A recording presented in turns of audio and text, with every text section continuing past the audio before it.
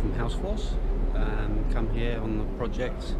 So here we are, we're going to rip this out because it's been put in by a contractor and the client is extremely unhappy, which we fully understand.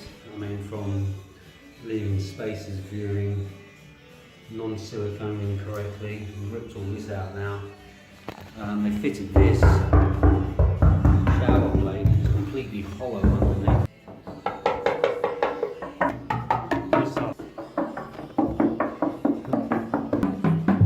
Look around the shower, this is completely hollow.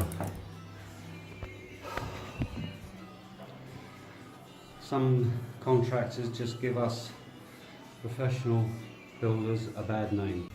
After taking the shower controllers off, you can see they've not even bothered siliconing the back end of the tile, so you've got a complete and utter gap here. That's hollow, so the water's going to run down this wall area and the showering, literally going behind here and then down the wall in both areas, which is going to go directly behind these tiles.